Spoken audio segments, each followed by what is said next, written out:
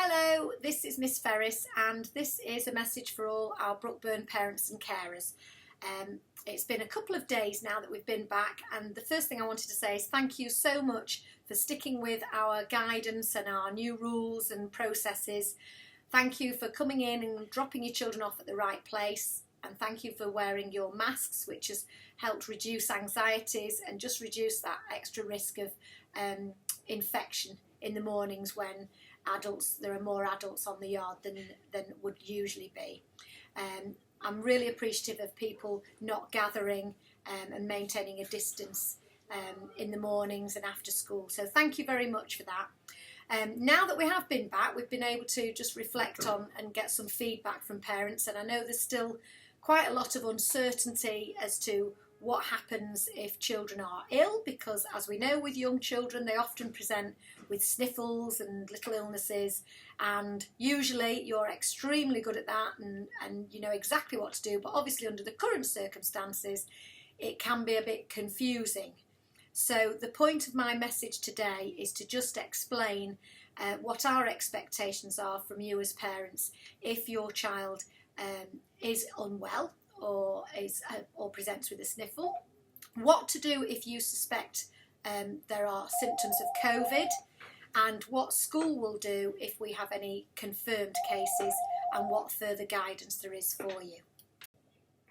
So the usual situation applies if your child is ill.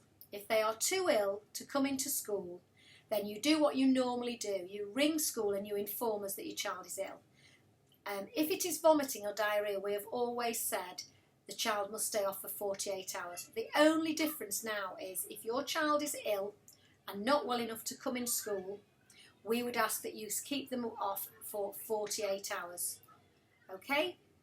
And that way we're reducing the spread of colds and coughs generally, particularly under this current climate.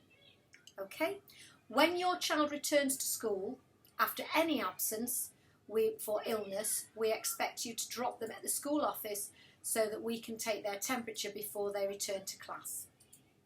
That is if they are unwell and it is not related, as far as you are aware, to any COVID related symptoms. Now, the guidance is very clear if you or anyone in your household presents with COVID symptoms. The three symptoms are a high temperature or a fever, a new dry consistent cough, or a loss of the sense of taste or smell. If any of those symptoms are present in either your child or any member of your household, you must inform school immediately and the child must not come in to school. And the strong advice is that you seek a test for COVID as soon as possible. The advice is that within the first 3 days of symptoms, that is the most effective time to get a test. While you are waiting for the test results, you and the child must not come into school and must self-isolate while you await the results of the test. Once the results of the test come through, if the test results are negative and they are showing that there is no COVID, if there are no symptoms presented and the test is negative, the child can return to school.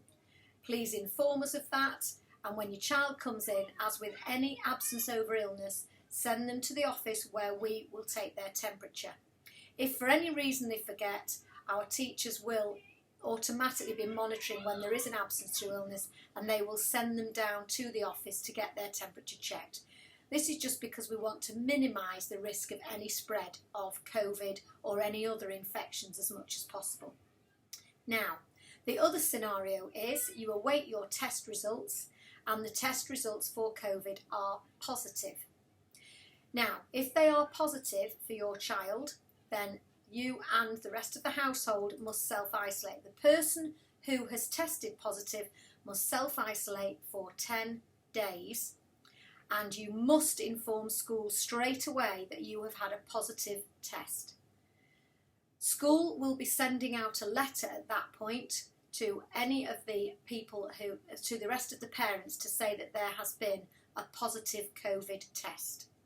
The other things school are instructed to do, we will have to get in touch with Public Health England, and we have to follow very clear advice from them as to what we should be doing if there is in the event of a positive COVID test, either in a child or a member of staff. All that information is in this step-by-step guidance which is coming out with this video, and it is also on our website, and there are very clear and very useful flow charts inside so you can see what school is asked to do, and there's also a lot of information about self-isolation and about staying away from vulnerable or clinically vulnerable people during that time that you are isolating. Okay, so if it is a positive test, you must self-isolate and you must inform school that there's been a positive test so that we can take the necessary action to keep everybody as safe as possible. Once that self-isolation period is completed, the child may return to school.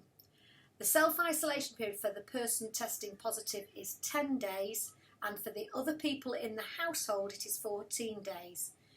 And again, any suspected symptoms, the best advice is that the person with the symptoms and anybody else presenting with symptoms in that house gets tested. Now, if we have a case of a child, an individual child, having to self-isolate, then we have to look at the remote learning that we have. Some of you will remember this from when we were in lockdown. We have a standard remote learning package. This standard remote learning package will be activated should there be one child, an individual child in a bubble who has to self-isolate and not come into school. And the standard package is a list of various different online learning packages such as Timetables Rockstar, the Oak Academy, Bite Size BBC. Again, accompanying this there will be a list of those packages. The difference is if there are more than one cases, or if we are advised by Public Health England in the event of a positive case that we have to self-isolate a bubble of children, so in this case it would be a year group of children, then in that situation, as long as one or both year group teachers are well enough themselves, then we will activate the teacher-led remote learning.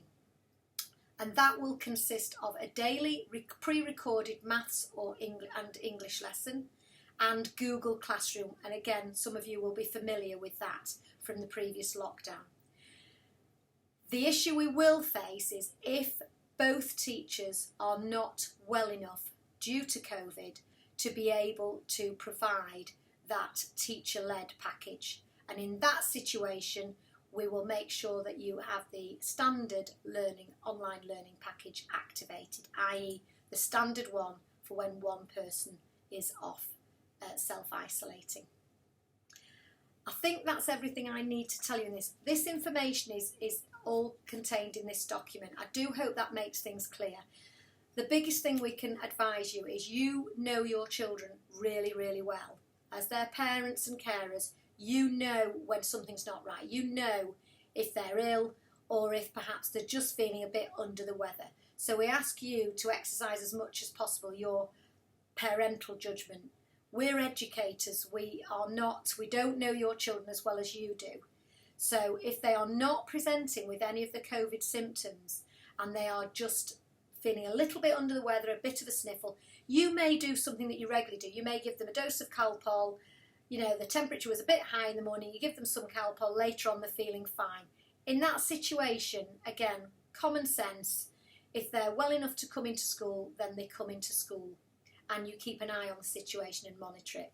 But if they are presenting with any of the COVID symptoms, the guidance is very clear and it's in here. And this is a duty of care that we've all got as a community and as a school to make sure we reduce the risk of the spread of the COVID-19. So I hope that's clear.